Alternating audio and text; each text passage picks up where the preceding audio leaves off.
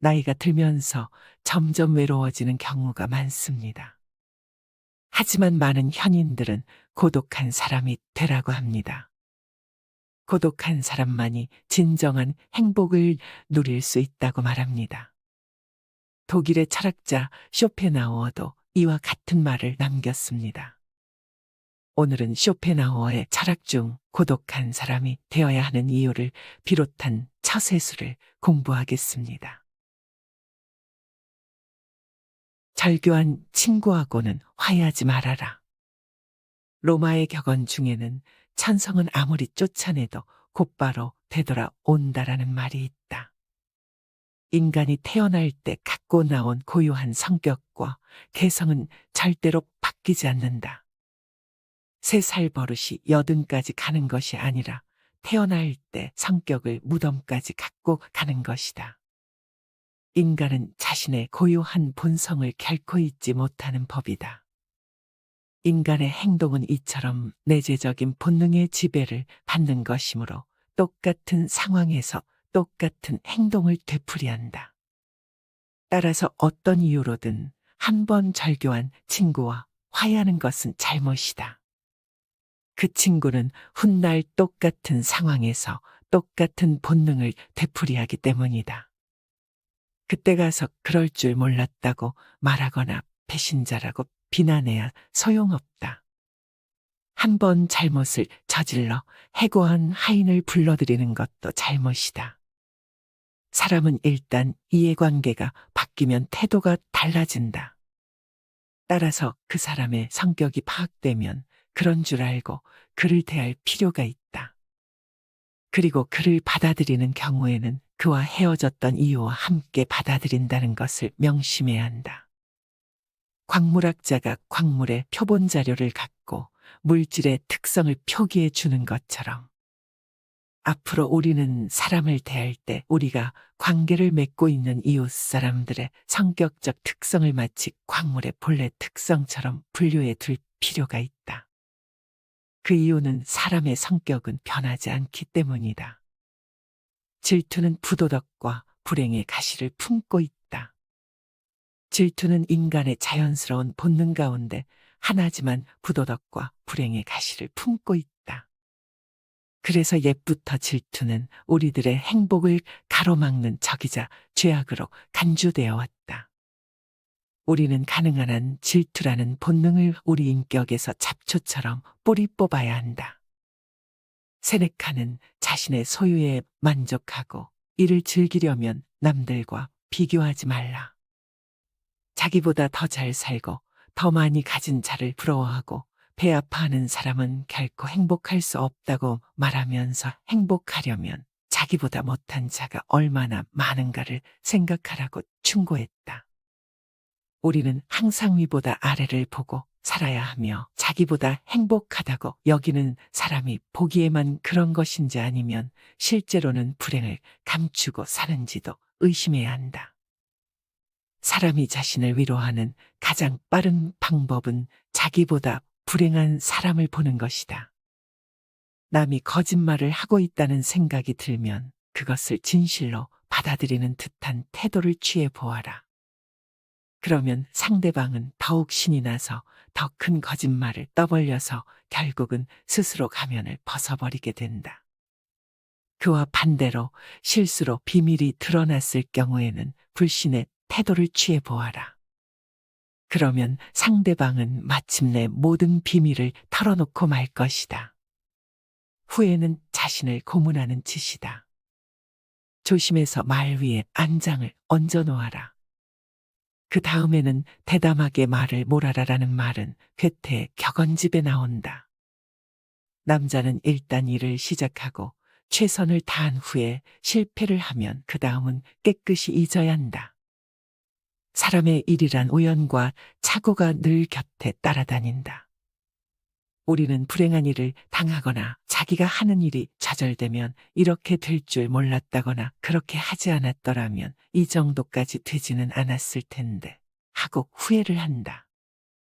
그러나 그런 후회는 스스로 자신을 고문하는 짓이나 마찬가지이다. 그런 경우에는 이스라엘의 다비드 왕을 본받아야 한다. 다비드 왕은 어린 왕자가 병들어 누워있을 때 야에게 낫게 해달라고 간절히 기도를 드렸지만 왕자가 죽자고 몸을 일으킨 후에 기분을 전환하여 조금도 회한에 잠기는 일이 없었다. 그러나 성격상 좀처럼 체념할 수 없는 사람이라면 자신의 이성에 호소하여 우리들의 인생이란 숙명적으로 피할 수 없는 운명이 있다는 것을 인정해야 한다. 비밀을 고백하면 비밀의 노예가 된다. 개인적인 비밀은 깊이 숨겨 두어야 한다. 아무리 친한 친구에게도 객관적인 자기 모습만 보여주는 것이 좋다. 주관적인 입장에서는 친구도 역시 남이기 때문이다. 만일 우리가 친한 친구라고 해서 모든 비밀을 말해버리면 나중에 뜻하지 않은 피해를 받을 우려가 있다. 옛부터 과묵함을 처세술의 근본으로 삼은 것은 그 때문이다.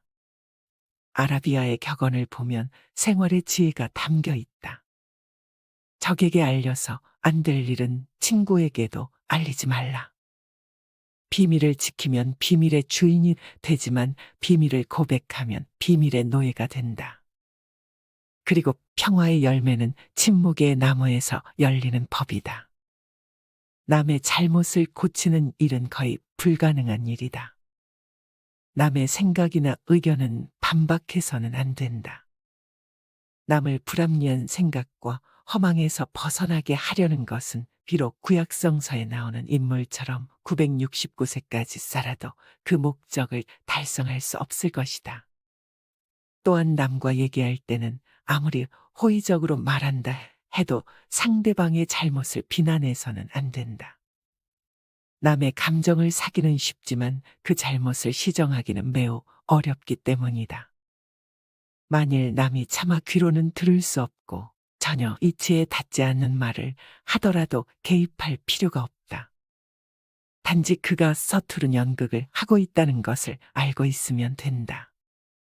이 세상에서 진리나 교훈을 전하려는 사람이 혹시 자기의 임무를 완수했다면 그것은 행운에 속하지만 대부분의 사람들은 그 과정에서 오해와 푸대접을 받거나 아니면 저항과 학대에 시달릴 수밖에 없다. 그러므로 자신의 의견을 남에게 납득시키려면 열을 올리지 말고 끝까지 진실하고 냉정하게 설득을 해야 한다. 자기 의견을 말하면서 열을 올리면 듣는 사람은 그의 말이 지성에서 나온 판단이라기보다는 관철하려는 의지에서 나온 것이라고 생각하기 때문에 더욱 납득하려고 들지 않을 것이다. 자신이 재능이 있다면 평범하게 보이도록 노력해라. 자기 재능을 세상 사람들에게 크게 과시하는 것처럼 어리석은 사람은 없다. 남의 재능을 보면 대다수의 사람들은 칭찬과 격려를 하는 것 같지만 속으로는 시기와 질투심에 사로잡힌다. 특히 똑같은 일로 경쟁 관계에 있는 사람들로부터는 증오나 원한을 사게 된다. 자신의 뛰어난 재능이란 과시하는 순간 공격의 표적이 된다는 사실을 잊어서는 안 된다. 인간의 가장 큰 본능은 쾌락과 허영심을 만족시키는 일이다. 쾌락과 허영심은 남과 자기를 비교한 우월감에서 나오는 것이어서 함께 어울리는 사람 중 누가 뛰어난 재능을 가졌다면 다른 많은 사람들에게 정신적 모욕감이나 피해를 준다. 이런 미움과 분노는 어떤 식으로든 보복하려는 의지로 나타난다. 따라서 재능이 뛰어난 사람이 가장 먼저 해야 할 일은 자신의 안전을 위해서 재능을 감추는 위장 가면을 쓰는 일이다. 재능이 뛰어난 사람은 자신이 남들과 똑같이 평범하다는 것을 애써 보여야 한다. 잘난 체하는 사람들이 미움을 받는 것은 그 때문이다. 그러므로 높은 지위에 오르거나 돈이 많은 사람은 남들의 부러움과 존경의 대상이 되지만 재능이 뛰어난 사람이 합당한 존경을 받는 일은 거의 없다. 아마 그런 사람들은 성인 군자들의 사회에 살아야 제대로 존경을 받을 것이다. 사람은 따뜻한 체온을 원한다. 그래서 햇빛이나 난로 곁에 가까이 가려고 한다. 이런 현상은 본능적인 충동과 같아서 사람들은 자기에게 기쁨을 주는 사람과 만나려고 하는 본능이 있다. 기쁨을 주는 사람이란 남자라면 지능이 좀 모자란 사람이고 여자라면 미모가 떨어지는 사람이다. 뛰어난 미모를 가진 여자는 친구가 없다. 누가 뛰어난 미모를 가진 친구와 어깨를 나란히 하고 가려고 하겠는가? 하지만 못생긴 여자들 곁에는 미인 친구들이 많다. 특히 못생긴 여자가 지위나 신분이 높은 경우에는 더욱 크게 환영을 받는다. 남자 역시 머리가 뛰어난 천재에게는 친구가 모여들지 않는다. 이렇게 남자들은 좀 바보처럼 보여야 하고 여자도 외모가 떨어져야 다른 사람들이 친밀감을 느낀다. 사람의 이기심은 너무 크기 때문에 우주도 다 채울 수 없다. 인간의 이기심처럼 무서운 것은 없다. 사람들은 예의나 겸손을 통해 자신의 이기심을 감추려고 하지만 그것은 언제나 가면의 껍질을 뚫고 나와서 남들과 어울릴 때마다 작동을 시작한다. 사람은 남을 만나면 그가 우선 먼저 나에게 어떤 이득을 줄 수 있을까를 저울질하기 시작한다. 이 사람은 내게 도움이 될까? 내가 이 사람을 좀 써먹어 볼 기회가 있을까? 선한 사람이 되겠다고 애써 노력하지 않는 한 누구나 본능적으로 그런 생각을 한다. 아니라면 거짓말이다. 만일 그가 내게 이득이 안 되는 사람이라는 생각이 들면 그는 금세 무시해버린다. 반면에 조금이라도 이득이 된다는 느낌이 들면 쉽게 버리지 않는다. 이기심은 끝이 없다. 사람은 누구나 자신의 존재를 유지하고 고통이나 고민을 피하려는 절대적인 욕구를 본능적으로 갖고 있고 안락과 평화를 누리고 즐거움과 기쁨, 향락을 탐닉하려고 한다. 그래서 자신의 이기심과 탐내는 대상 사이에 장애물이 나타나면 곧 불쾌하게 여기고 혐오감과 증오와 분노를 일으켜 그것을 제거하려고 한다. 만일 제거할 수 없다면 최소한 그것을 자신의 지배하에 두고 싶어 한다. 사람의 이기심은 너무 크기 때문에 우주도 다 채울 수 없다. 누구에게나 우주의 멸망과 자신의 멸망 중에서 어느 것을 선택하겠느냐고 물어보아라. 답은 이미 나와 있다. 사람은 누구나 자기 자신을 세상의 중심에 놓고 모든 일을 사소한 일에서 큰 일에 이르기까지 자기 자신과 결부시키고 있다. 심지어는 전쟁이 일어나 국가의 존망의 위기가 닥쳐도 제일 먼저 자신의 이에 타산을 떠올린다. 이기심에서는 나보다 앞서는 우선순위는 없다. 남의 입장은 그 다음 문제다. 자신만 그런 게 아닌가 하고 생각하지 않아도 된다. 모든 인간이 다 그렇다. 자신이 이 세상에서 가장 중요한 중심축이며 남은 안중에도 없다. 법과 질서가 없다면 인간은 모두 동물로 변한다. 모든 개인의 이기주의를 합친 것이 곧 국가이다. 국가라는 큰 권위가 있기 때문에 개인의 이기주의는 억제되고 숨겨지고 있다. 만일 법을 집행하는 국가 권력이 없다면 개인의 이기주의는 사방에서 무섭게 기승을 부릴 것이다. 전쟁이나 내란으로 국가의 권위와 질서가 무너진 나라의 모습을 보면 잘 안다. 모든 개인은 수천 수만 마리의 이기주의의 짐승이 되어 있다. 그들은 마구 거리로 뛰쳐나와서 약탈과 살인과 파괴를 일삼는다. 그들은 사실상 호랑이, 늑대, 여우일 뿐이지 이미 인간이 아니다. 이렇게 보면 모든 개인의 이기주의와 사욕에서 나타나는 흉포성은 국가와 법이라는 사슬에 얽매여 겉으로 드러나지 않고 잠재되어 있었을 뿐이라는 말이 된다. 인간은 국가와 법이 없는 한 인간이 아니다. 법과 질서가 무너지는 그 순간부터 사회에서 벌어지는 처참한 광경은 누구나 쉽게 상상할 수 있다.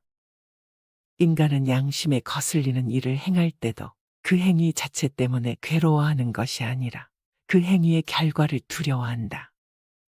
남의 물건을 훔칠 때는 훔치는 과정이 두려운 것이 아니라 훔친 후에 경찰에 붙들려서 처벌을 받는 것을 두려워한다. 사람은 고뇌하기 위해서 태어났다. 그렇지 않다면 우리가 이 세상을 고뇌 때문에 허덕이며 살 이유가 어디 있겠는가? 사람이 고뇌하기 위해 태어난 것이 아니라고 주장하는 것은 이치에 맞지 않는다. 하긴 사람들 중에는 몇 가지 특이한 불행을 예외로 볼 수도 있겠지만 근본적으로 이 세상은 불행으로 가득 차 있다. 강물은 장애물이 없는 한 조용히 흘러간다. 그와 똑같이 인간이나 동물들의 세상도 자신의 의지를 거스르는 장애물이 나타나지 않는다면 살아있다는 것을 의식하지 않고도 세월을 흘려보낼 수가 있다. 하지만 인간은 자유의지를 방해하는 불행이라는 장애물이 나타났을 때 비로소 자신이 살아있다는 것을 의식하게 된다. 그때서야 인간은 자기의 의지를 가로막는 것들과 괴로움을 주는 것들을 뚜렷이 느끼게 되는 것이다. 그것은 마치 건강한 사람이 건강이라는 것이 소중하다는 것을 모르고 살다가 병든 후에야 건강의 소중함을 깨닫게 되는 이치와 같다. 적극적으로 사는 것은 만족과 불만이 정한다. 어떤 사람들에게는 인간에게 해롭고 악한 것을 소극적으로 해석하는 경향이 있지만 그것은 틀린 생각이다. 왜냐하면 인간에게는 기쁘고 만족스러운 것보다는 해롭고 악한 것이 더 절실하게 느껴질 뿐만 아니라 그 자체만으로 삶이 적극성을 띠게 되기 때문이다. 따라서 어떤 사람이 소극적으로 산다는 것과 적극적으로 산다는 것은 만족과 불만이 결정해 줄 뿐이다. 좀 더 적극적으로 살라고 충고하는 말은 행복하고 즐거운 사람들에게는 통하지 않는다. 하지만 우리들의 즐거움이란 늘 기대에 못 미치며 고통은 실제보다 훨씬 더 괴롭게 느껴지는 법이다. 인생이란 휴전 없는 끝없는 전쟁이다. 모든 불행과 괴로움에 관해 위안을 얻기 위해서는 자기보다 더 비참한 사람을 보면 된다. 건강한 사람이 비참하다고 느낄 때는 병원의 중환자실을 찾아가 보면 자신이 얼마나 행복한 위치에 있는가를 깨닫고 가장 큰 위안을 받을 수 있다. 오늘은 행복한 날을 보내고 있지만 우리는 언제 질병과 재난과 전쟁의 재앙이나 슬픔과 고통이 닥칠지 모른다. 따라서 평화나 행복은 우연히 차지하게 된 잠시 동안의 휴식에 불과하다. 이제 곧 고통과의 투쟁과 맞서야 한다. 그리고 그 고통을 벗어날 때까지는 끝없는 함정이 기다리고 있으므로 지속적인 도전이 필요하다. 인생이란 휴전 없는 고통과의 끝없는 전쟁의 계속이며 행복이나 만족을 느끼는 시간은 극히 순식간에 불과하다.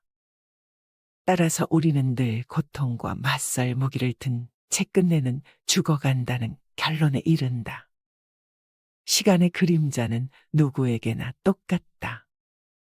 인간은 이렇게 한없이 시간에 쫓기며 숨 돌릴 사이도 없이 산다. 시간은 마치 교도소의 간수처럼 몽둥이를 들고 우리의 등 뒤에 서 있다. 시간은 바빠서 쩔쩔매는 사람이나 시간이 남아돌아서 지겨운 사람에게나 똑같은 고통을 안겨주고 있다. 하고 싶은 일이 없다면 살아야 할 이유도 없다. 인간의 육체는 압력이 없어지면 파열된다. 그와 똑같이 인간의 정신도 고뇌라는 압력이 없어지면 파괴된다. 배가 항해하려면 압력을 가하는 물체가 필요한 것처럼 인간에게도 육체나 정신의 고뇌라는 압력이 반드시 필요한 법이다. 따라서 인간에게는 노동과 가난과 정신적 가책이나 고뇌 같은 가압 장치들이 함께 따라다녀야 한다. 우리가 그토록 벗어버리고 싶은 것들은 사실상 운명처럼 짊어져야 살 수 있다. 인간에게는 반드시 개인적, 사회적인 고뇌가 반드시 필요하다. 그리고 그 고뇌를 고통으로 받아들이지 말고 기꺼이 기쁘게 받아들여 즐겨야 한다. 절교한 친구하고는 화해하지 말아라. 로마의 격언 중에는 천성은 아무리 쫓아내도 곧바로 되돌아온다라는 말이 있다. 인간이 태어날 때 갖고 나온 고유한 성격과 개성은 절대로 바뀌지 않는다. 3살 버릇이 80까지 가는 것이 아니라 태어날 때 성격을 무덤까지 갖고 가는 것이다. 인간은 자신의 고유한 본성을 결코 잊지 못하는 법이다. 인간의 행동은 이처럼 내재적인 본능의 지배를 받는 것이므로 똑같은 상황에서 똑같은 행동을 되풀이한다. 따라서 어떤 이유로든 한 번 절교한 친구와 화해하는 것은 잘못이다. 그 친구는 훗날 똑같은 상황에서 똑같은 본능을 되풀이하기 때문이다. 그때 가서 그럴 줄 몰랐다고 말하거나 배신자라고 비난해야 소용없다. 한 번 잘못을 저질러 해고한 하인을 불러들이는 것도 잘못이다. 사람은 일단 이해관계가 바뀌면 태도가 달라진다. 따라서 그 사람의 성격이 파악되면 그런 줄 알고 그를 대할 필요가 있다. 그리고 그를 받아들이는 경우에는 그와 헤어졌던 이유와 함께 받아들인다는 것을 명심해야 한다. 광물학자가 광물의 표본 자료를 갖고 물질의 특성을 표기해 주는 것처럼 앞으로 우리는 사람을 대할 때 우리가 관계를 맺고 있는 이웃 사람들의 성격적 특성을 마치 광물의 본래 특성처럼 분류해 둘 필요가 있다. 그 이유는 사람의 성격은 변하지 않기 때문이다. 질투는 부도덕과 불행의 가시를 품고 있다. 질투는 인간의 자연스러운 본능 가운데 하나지만 부도덕과 불행의 가시를 품고 있다. 그래서 옛부터 질투는 우리들의 행복을 가로막는 적이자 죄악으로 간주되어 왔다. 우리는 가능한 한 질투라는 본능을 우리 인격에서 잡초처럼 뿌리 뽑아야 한다.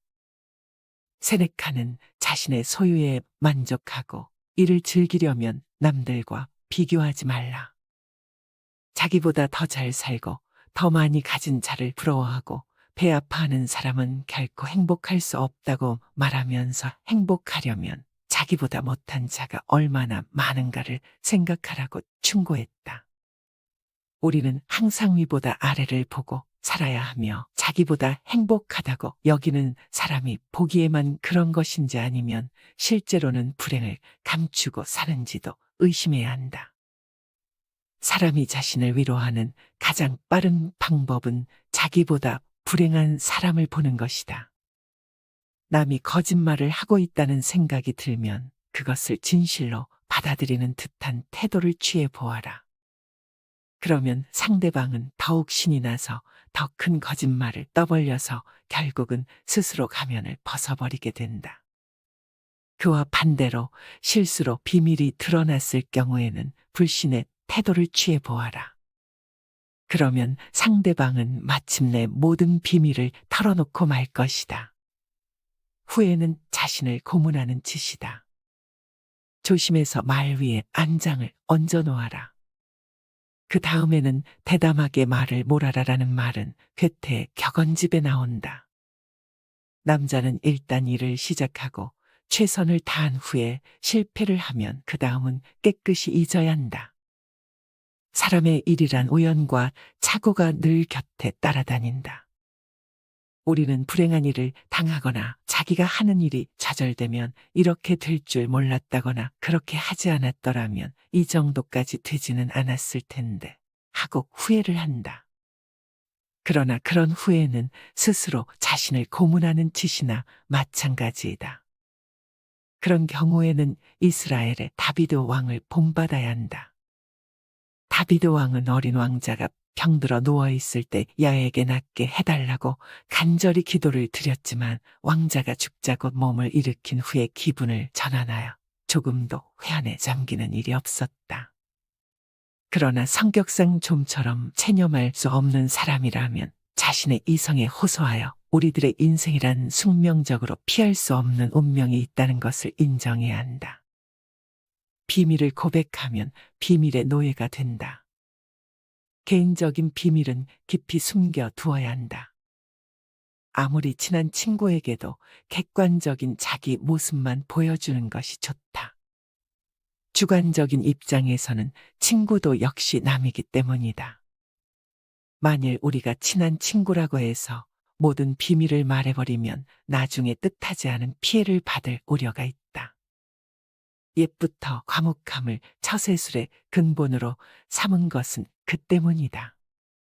아라비아의 격언을 보면 생활의 지혜가 담겨 있다. 적에게 알려서 안 될 일은 친구에게도 알리지 말라. 비밀을 지키면 비밀의 주인이 되지만 비밀을 고백하면 비밀의 노예가 된다. 그리고 평화의 열매는 침묵의 나무에서 열리는 법이다. 남의 잘못을 고치는 일은 거의 불가능한 일이다. 남의 생각이나 의견은 반박해서는 안 된다. 남을 불합리한 생각과 허망에서 벗어나게 하려는 것은 비록 구약성서에 나오는 인물처럼 969세까지 살아도 그 목적을 달성할 수 없을 것이다. 또한 남과 얘기할 때는 아무리 호의적으로 말한다 해도 상대방의 잘못을 비난해서는 안 된다. 남의 감정을 사기는 쉽지만 그 잘못을 시정하기는 매우 어렵기 때문이다. 만일 남이 차마 귀로는 들을 수 없고 전혀 이치에 닿지 않는 말을 하더라도 개입할 필요가 없다. 단지 그가 서투른 연극을 하고 있다는 것을 알고 있으면 된다. 이 세상에서 진리나 교훈을 전하려는 사람이 혹시 자기의 임무를 완수했다면 그것은 행운에 속하지만 대부분의 사람들은 그 과정에서 오해와 푸대접을 받거나 아니면 저항과 학대에 시달릴 수밖에 없다. 그러므로 자신의 의견을 남에게 납득시키려면 열을 올리지 말고 끝까지 진실하고 냉정하게 설득을 해야 한다. 자기 의견을 말하면서 열을 올리면 듣는 사람은 그의 말이 지성에서 나온 판단이라기보다는 관철하려는 의지에서 나온 것이라고 생각하기 때문에 더욱 납득하려고 들지 않을 것이다. 자신이 재능이 있다면 평범하게 보이도록 노력해라. 자기 재능을 세상 사람들에게 크게 과시하는 것처럼 어리석은 사람은 없다. 남의 재능을 보면 대다수의 사람들은 칭찬과 격려를 하는 것 같지만 속으로는 시기와 질투심에 사로잡힌다. 특히 똑같은 일로 경쟁 관계에 있는 사람들로부터는 증오나 원한을 사게 된다. 자신의 뛰어난 재능이란 과시하는 순간 공격의 표적이 된다는 사실을 잊어서는 안 된다. 인간의 가장 큰 본능은 쾌락과 허영심을 만족시키는 일이다. 쾌락과 허영심은 남과 자기를 비교한 우월감에서 나오는 것이어서 함께 어울리는 사람 중 누가 뛰어난 재능을 가졌다면 다른 많은 사람들에게 정신적 모욕감이나 피해를 준다. 이런 미움과 분노는 어떤 식으로든 보복하려는 의지로 나타난다.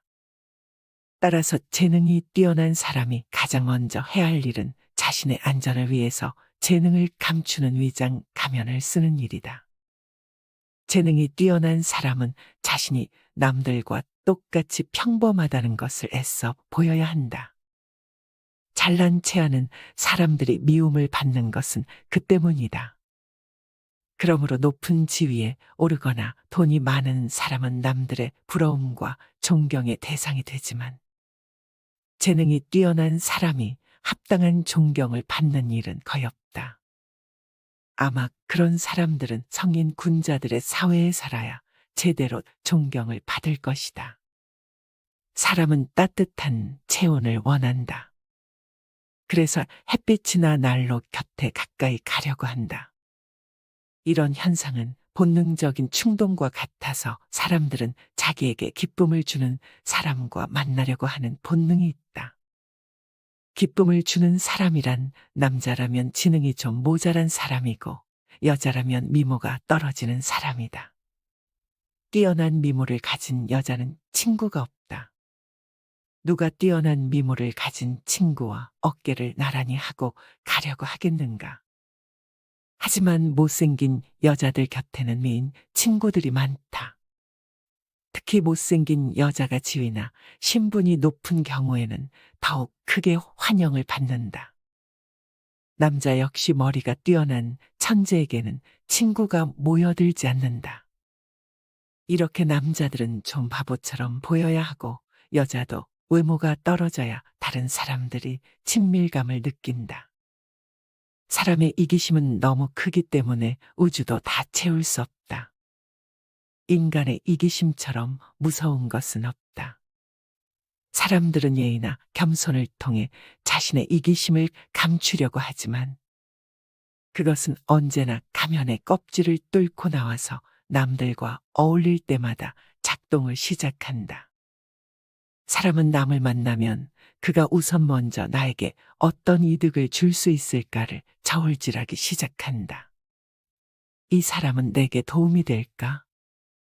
내가 이 사람을 좀 써먹어 볼 기회가 있을까? 선한 사람이 되겠다고 애써 노력하지 않는 한 누구나 본능적으로 그런 생각을 한다. 아니라면 거짓말이다. 만일 그가 내게 이득이 안 되는 사람이라는 생각이 들면 그는 금세 무시해버린다. 반면에 조금이라도 이득이 된다는 느낌이 들면 쉽게 버리지 않는다. 이기심은 끝이 없다.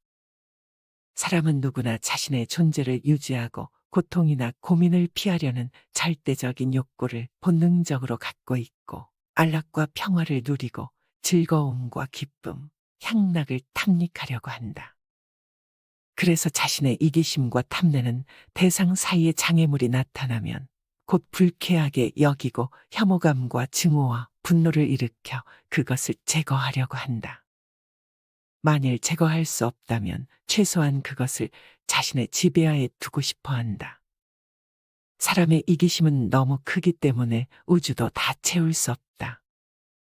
누구에게나 우주의 멸망과 자신의 멸망 중에서 어느 것을 선택하겠느냐고 물어보아라. 답은 이미 나와 있다. 사람은 누구나 자기 자신을 세상의 중심에 놓고 모든 일을 사소한 일에서 큰 일에 이르기까지 자기 자신과 결부시키고 있다. 심지어는 전쟁이 일어나 국가의 존망의 위기가 닥쳐도 제일 먼저 자신의 이에 타산을 떠올린다. 이기심에서는 나보다 앞서는 우선순위는 없다. 남의 입장은 그 다음 문제다. 자신만 그런 게 아닌가 하고 생각하지 않아도 된다. 모든 인간이 다 그렇다. 자신이 이 세상에서 가장 중요한 중심축이며 남은 안중에도 없다. 법과 질서가 없다면 인간은 모두 동물로 변한다. 모든 개인의 이기주의를 합친 것이 곧 국가이다. 국가라는 큰 권위가 있기 때문에 개인의 이기주의는 억제되고 숨겨지고 있다. 만일 법을 집행하는 국가 권력이 없다면 개인의 이기주의는 사방에서 무섭게 기승을 부릴 것이다. 전쟁이나 내란으로 국가의 권위와 질서가 무너진 나라의 모습을 보면 잘 안다. 모든 개인은 수천 수만 마리의 이기주의의 짐승이 되어 있다. 그들은 마구 거리로 뛰쳐나와서 약탈과 살인과 파괴를 일삼는다. 그들은 사실상 호랑이, 늑대, 여우일 뿐이지 이미 인간이 아니다. 이렇게 보면 모든 개인의 이기주의와 사욕에서 나타나는 흉포성은 국가와 법이라는 사슬에 얽매여 겉으로 드러나지 않고 잠재되어 있었을 뿐이라는 말이 된다. 인간은 국가와 법이 없는 한 인간이 아니다. 법과 질서가 무너지는 그 순간부터 사회에서 벌어지는 처참한 광경은 누구나 쉽게 상상할 수 있다. 인간은 양심에 거슬리는 일을 행할 때도 그 행위 자체 때문에 괴로워하는 것이 아니라 그 행위의 결과를 두려워한다. 남의 물건을 훔칠 때는 훔치는 과정이 두려운 것이 아니라 훔친 후에 경찰에 붙들려서 처벌을 받는 것을 두려워한다. 사람은 고뇌하기 위해서 태어났다.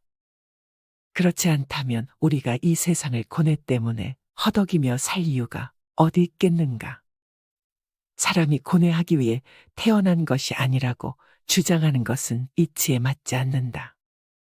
하긴 사람들 중에는 몇 가지 특이한 불행을 예외로 볼 수도 있겠지만 근본적으로 이 세상은 불행으로 가득 차 있다.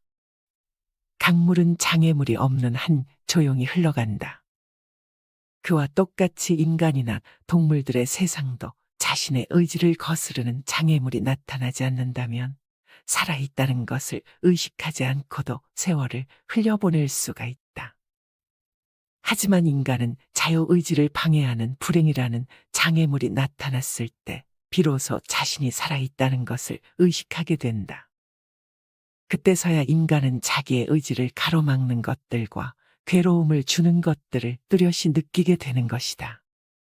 그것은 마치 건강한 사람이 건강이라는 것이 소중하다는 것을 모르고 살다가 병든 후에야 건강의 소중함을 깨닫게 되는 이치와 같다. 적극적으로 사는 것은 만족과 불만이 정한다. 어떤 사람들에게는 인간에게 해롭고 악한 것을 소극적으로 해석하는 경향이 있지만 그것은 틀린 생각이다. 왜냐하면 인간에게는 기쁘고 만족스러운 것보다는 해롭고 악한 것이 더 절실하게 느껴질 뿐만 아니라 그 자체만으로 삶이 적극성을 띠게 되기 때문이다. 따라서 어떤 사람이 소극적으로 산다는 것과 적극적으로 산다는 것은 만족과 불만이 결정해 줄 뿐이다. 좀 더 적극적으로 살라고 충고하는 말은 행복하고 즐거운 사람들에게는 통하지 않는다. 하지만 우리들의 즐거움이란 늘 기대에 못 미치며 고통은 실제보다 훨씬 더 괴롭게 느껴지는 법이다. 인생이란 휴전 없는 끝없는 전쟁이다. 모든 불행과 괴로움에 관해 위안을 얻기 위해서는 자기보다 더 비참한 사람을 보면 된다. 건강한 사람이 비참하다고 느낄 때는 병원의 중환자실을 찾아가 보면 자신이 얼마나 행복한 위치에 있는가를 깨닫고 가장 큰 위안을 받을 수 있다. 오늘은 행복한 날을 보내고 있지만 우리는 언제 질병과 재난과 전쟁의 재앙이나 슬픔과 고통이 닥칠지 모른다. 따라서 평화나 행복은 우연히 차지하게 된 잠시 동안의 휴식에 불과하다. 이제 곧 고통과의 투쟁과 맞서야 한다. 그리고 그 고통을 벗어날 때까지는 끝없는 함정이 기다리고 있으므로 지속적인 도전이 필요하다. 인생이란 휴전 없는 고통과의 끝없는 전쟁의 계속이며 행복이나 만족을 느끼는 시간은 극히 순식간에 불과하다. 따라서 우리는 늘 고통과 맞설 무기를 든 채 끝내는 죽어간다는 결론에 이른다. 시간의 그림자는 누구에게나 똑같다. 인간은 이렇게 한없이 시간에 쫓기며 숨 돌릴 사이도 없이 산다. 시간은 마치 교도소의 간수처럼 몽둥이를 들고 우리의 등 뒤에 서 있다. 시간은 바빠서 쩔쩔매는 사람이나 시간이 남아돌아서 지겨운 사람에게나 똑같은 고통을 안겨주고 있다. 하고 싶은 일이 없다면 살아야 할 이유도 없다. 인간의 육체는 압력이 없어지면 파열된다. 그와 똑같이 인간의 정신도 고뇌라는 압력이 없어지면 파괴된다. 배가 항해하려면 압력을 가하는 물체가 필요한 것처럼 인간에게도 육체나 정신의 고뇌라는 압력이 반드시 필요한 법이다. 따라서 인간에게는 노동과 가난과 정신적 가책이나 고뇌 같은 가압 장치들이 함께 따라다녀야 한다. 우리가 그토록 벗어버리고 싶은 것들은 사실상 운명처럼 짊어져야 살 수 있다. 인간에게는 반드시 개인적, 사회적인 고뇌가 반드시 필요하다. 그리고 그 고뇌를 고통으로 받아들이지 말고 기꺼이 기쁘게 받아들여 즐겨야 한다. 절교한 친구하고는 화해하지 말아라. 로마의 격언 중에는 천성은 아무리 쫓아내도 곧바로 되돌아온다라는 말이 있다. 인간이 태어날 때 갖고 나온 고유한 성격과 개성은 절대로 바뀌지 않는다. 3살 버릇이 80까지 가는 것이 아니라 태어날 때 성격을 무덤까지 갖고 가는 것이다. 인간은 자신의 고유한 본성을 결코 잊지 못하는 법이다. 인간의 행동은 이처럼 내재적인 본능의 지배를 받는 것이므로 똑같은 상황에서 똑같은 행동을 되풀이한다. 따라서 어떤 이유로든 한 번 절교한 친구와 화해하는 것은 잘못이다. 그 친구는 훗날 똑같은 상황에서 똑같은 본능을 되풀이하기 때문이다. 그때 가서 그럴 줄 몰랐다고 말하거나 배신자라고 비난해야 소용없다. 한 번 잘못을 저질러 해고한 하인을 불러들이는 것도 잘못이다. 사람은 일단 이해관계가 바뀌면 태도가 달라진다. 따라서 그 사람의 성격이 파악되면 그런 줄 알고 그를 대할 필요가 있다. 그리고 그를 받아들이는 경우에는 그와 헤어졌던 이유와 함께 받아들인다는 것을 명심해야 한다. 광물학자가 광물의 표본 자료를 갖고 물질의 특성을 표기해 주는 것처럼 앞으로 우리는 사람을 대할 때 우리가 관계를 맺고 있는 이웃 사람들의 성격적 특성을 마치 광물의 본래 특성처럼 분류해 둘 필요가 있다. 그 이유는 사람의 성격은 변하지 않기 때문이다. 질투는 부도덕과 불행의 가시를 품고 있다. 질투는 인간의 자연스러운 본능 가운데 하나지만 부도덕과 불행의 가시를 품고 있다. 그래서 옛부터 질투는 우리들의 행복을 가로막는 적이자 죄악으로 간주되어 왔다. 우리는 가능한 한 질투라는 본능을 우리 인격에서 잡초처럼 뿌리 뽑아야 한다. 세네카는 자신의 소유에 만족하고 이를 즐기려면 남들과 비교하지 말라. 자기보다 더 잘 살고 더 많이 가진 자를 부러워하고 배 아파하는 사람은 결코 행복할 수 없다고 말하면서 행복하려면 자기보다 못한 자가 얼마나 많은가를 생각하라고 충고했다. 우리는 항상 위보다 아래를 보고 살아야 하며 자기보다 행복하다고 여기는 사람이 보기에만 그런 것인지 아니면 실제로는 불행을 감추고 사는지도 의심해야 한다. 사람이 자신을 위로하는 가장 빠른 방법은 자기보다 불행한 사람을 보는 것이다. 남이 거짓말을 하고 있다는 생각이 들면 그것을 진실로 받아들이는 듯한 태도를 취해 보아라. 그러면 상대방은 더욱 신이 나서 더 큰 거짓말을 떠벌려서 결국은 스스로 가면을 벗어버리게 된다. 그와 반대로 실수로 비밀이 드러났을 경우에는 불신의 태도를 취해 보아라. 그러면 상대방은 마침내 모든 비밀을 털어놓고 말 것이다. 후회는 자신을 고문하는 짓이다. 조심해서 말 위에 안장을 얹어 놓아라. 그 다음에는 대담하게 말을 몰아라라는 말은 괴테의 격언집에 나온다. 남자는 일단 일을 시작하고 최선을 다한 후에 실패를 하면 그 다음은 깨끗이 잊어야 한다. 사람의 일이란 우연과 착오가 늘 곁에 따라다닌다. 우리는 불행한 일을 당하거나 자기가 하는 일이 좌절되면 이렇게 될 줄 몰랐다거나 그렇게 하지 않았더라면 이 정도까지 되지는 않았을 텐데 하고 후회를 한다. 그러나 그런 후회는 스스로 자신을 고문하는 짓이나 마찬가지이다. 그런 경우에는 이스라엘의 다비드 왕을 본받아야 한다. 다비드 왕은 어린 왕자가 병들어 누워있을 때 야에게 낫게 해달라고 간절히 기도를 드렸지만 왕자가 죽자고 몸을 일으킨 후에 기분을 전환하여 조금도 회한에 잠기는 일이 없었다. 그러나 성격상 좀처럼 체념할 수 없는 사람이라면 자신의 이성에 호소하여 우리들의 인생이란 숙명적으로 피할 수 없는 운명이 있다는 것을 인정해야 한다. 비밀을 고백하면 비밀의 노예가 된다. 개인적인 비밀은 깊이 숨겨 두어야 한다. 아무리 친한 친구에게도 객관적인 자기 모습만 보여주는 것이 좋다. 주관적인 입장에서는 친구도 역시 남이기 때문이다. 만일 우리가 친한 친구라고 해서 모든 비밀을 말해버리면 나중에 뜻하지 않은 피해를 받을 우려가 있다. 옛부터 과묵함을 처세술의 근본으로 삼은 것은 그 때문이다. 아라비아의 격언을 보면 생활의 지혜가 담겨 있다. 적에게 알려서 안 될 일은 친구에게도 알리지 말라. 비밀을 지키면 비밀의 주인이 되지만 비밀을 고백하면 비밀의 노예가 된다. 그리고 평화의 열매는 침묵의 나무에서 열리는 법이다. 남의 잘못을 고치는 일은 거의 불가능한 일이다. 남의 생각이나 의견은 반박해서는 안 된다.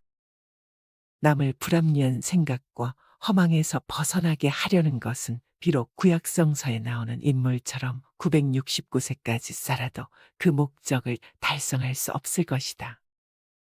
또한 남과 얘기할 때는 아무리 호의적으로 말한다 해도 상대방의 잘못을 비난해서는 안 된다. 남의 감정을 사기는 쉽지만 그 잘못을 시정하기는 매우 어렵기 때문이다. 만일 남이 차마 귀로는 들을 수 없고 전혀 이치에 닿지 않는 말을 하더라도 개입할 필요가 없다.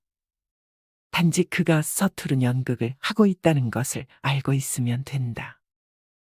이 세상에서 진리나 교훈을 전하려는 사람이 혹시 자기의 임무를 완수했다면 그것은 행운에 속하지만 대부분의 사람들은 그 과정에서 오해와 푸대접을 받거나 아니면 저항과 학대에 시달릴 수밖에 없다. 그러므로 자신의 의견을 남에게 납득시키려면 열을 올리지 말고 끝까지 진실하고 냉정하게 설득을 해야 한다.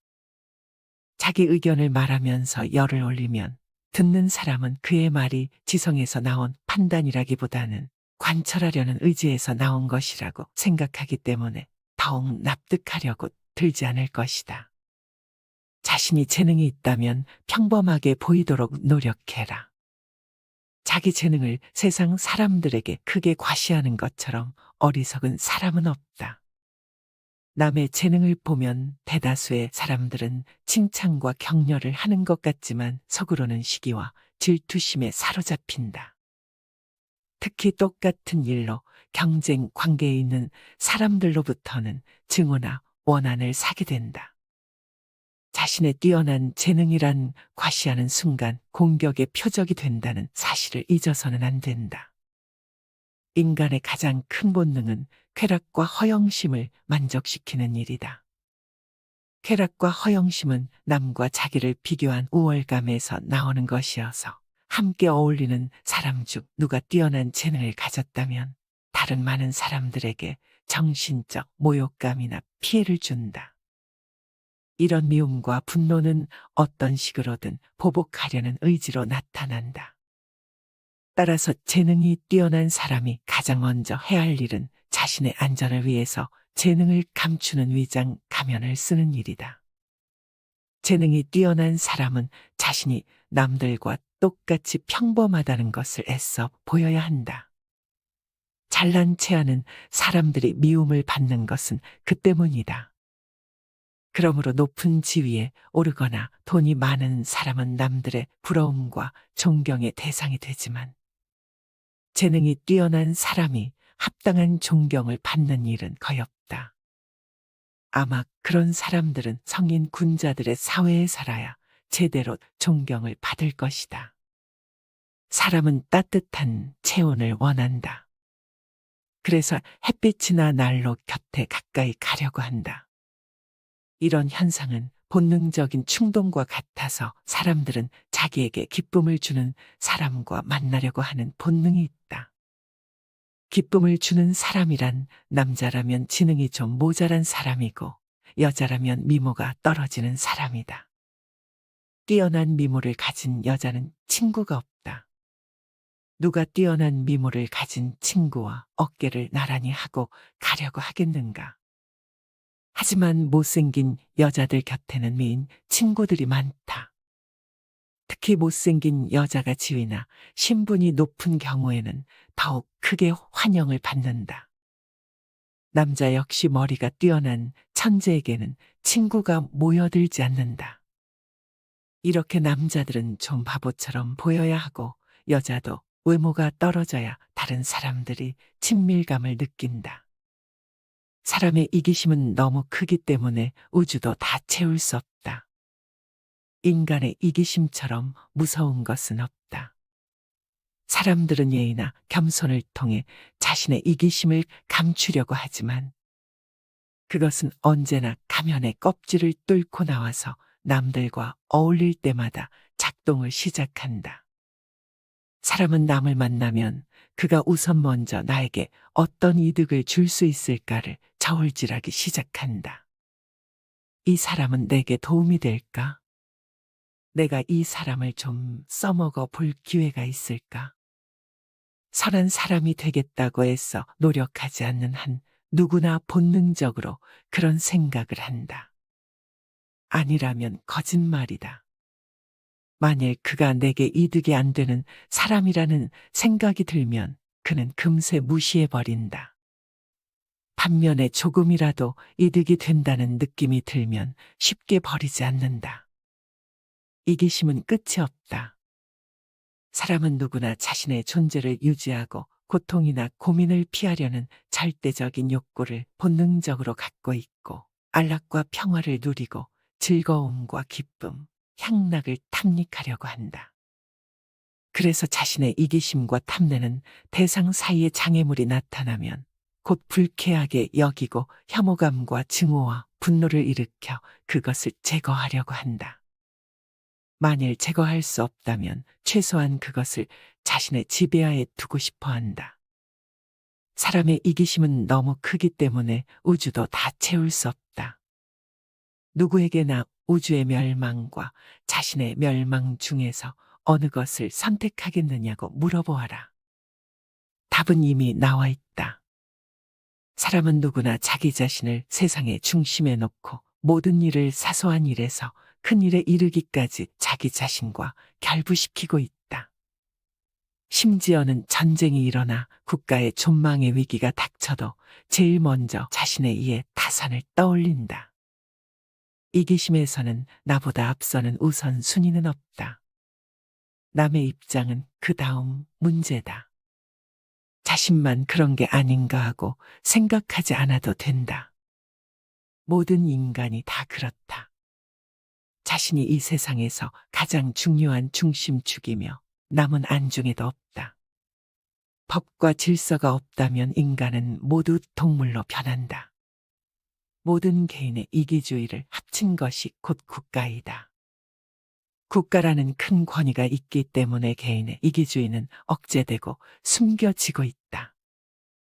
만일 법을 집행하는 국가 권력이 없다면 개인의 이기주의는 사방에서 무섭게 기승을 부릴 것이다.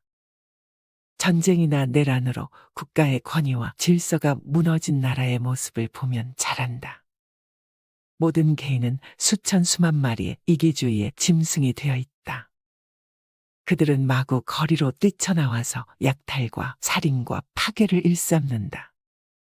그들은 사실상 호랑이, 늑대, 여우일 뿐이지 이미 인간이 아니다. 이렇게 보면 모든 개인의 이기주의와 사욕에서 나타나는 흉포성은 국가와 법이라는 사슬에 얽매여 겉으로 드러나지 않고 잠재되어 있었을 뿐이라는 말이 된다. 인간은 국가와 법이 없는 한 인간이 아니다. 법과 질서가 무너지는 그 순간부터 사회에서 벌어지는 처참한 광경은 누구나 쉽게 상상할 수 있다. 인간은 양심에 거슬리는 일을 행할 때도 그 행위 자체 때문에 괴로워하는 것이 아니라 그 행위의 결과를 두려워한다. 남의 물건을 훔칠 때는 훔치는 과정이 두려운 것이 아니라 훔친 후에 경찰에 붙들려서 처벌을 받는 것을 두려워한다. 사람은 고뇌하기 위해서 태어났다. 그렇지 않다면 우리가 이 세상을 고뇌 때문에 허덕이며 살 이유가 어디 있겠는가? 사람이 고뇌하기 위해 태어난 것이 아니라고 주장하는 것은 이치에 맞지 않는다. 하긴 사람들 중에는 몇 가지 특이한 불행을 예외로 볼 수도 있겠지만 근본적으로 이 세상은 불행으로 가득 차 있다. 강물은 장애물이 없는 한 조용히 흘러간다. 그와 똑같이 인간이나 동물들의 세상도 자신의 의지를 거스르는 장애물이 나타나지 않는다면 살아있다는 것을 의식하지 않고도 세월을 흘려보낼 수가 있다. 하지만 인간은 자유의지를 방해하는 불행이라는 장애물이 나타났을 때 비로소 자신이 살아있다는 것을 의식하게 된다. 그때서야 인간은 자기의 의지를 가로막는 것들과 괴로움을 주는 것들을 뚜렷이 느끼게 되는 것이다. 그것은 마치 건강한 사람이 건강이라는 것이 소중하다는 것을 모르고 살다가 병든 후에야 건강의 소중함을 깨닫게 되는 이치와 같다. 적극적으로 사는 것은 만족과 불만이 정한다. 어떤 사람들에게는 인간에게 해롭고 악한 것을 소극적으로 해석하는 경향이 있지만 그것은 틀린 생각이다. 왜냐하면 인간에게는 기쁘고 만족스러운 것보다는 해롭고 악한 것이 더 절실하게 느껴질 뿐만 아니라 그 자체만으로 삶이 적극성을 띠게 되기 때문이다. 따라서 어떤 사람이 소극적으로 산다는 것과 적극적으로 산다는 것은 만족과 불만이 결정해 줄 뿐이다.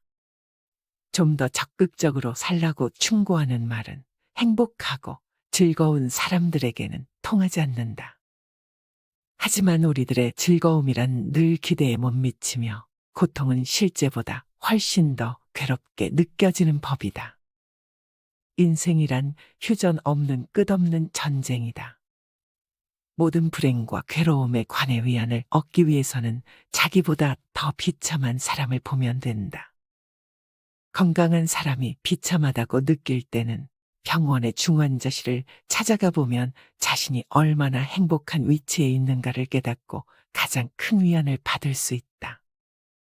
오늘은 행복한 날을 보내고 있지만 우리는 언제 질병과 재난과 전쟁의 재앙이나 슬픔과 고통이 닥칠지 모른다. 따라서 평화나 행복은 우연히 차지하게 된 잠시 동안의 휴식에 불과하다.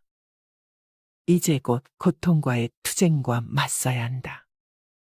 그리고 그 고통을 벗어날 때까지는 끝없는 함정이 기다리고 있으므로 지속적인 도전이 필요하다.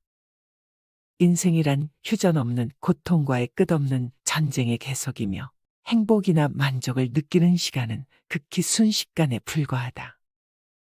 따라서 우리는 늘 고통과 맞설 무기를 든 채 끝내는 죽어간다는 결론에 이른다. 시간의 그림자는 누구에게나 똑같다. 인간은 이렇게 한없이 시간에 쫓기며 숨 돌릴 사이도 없이 산다.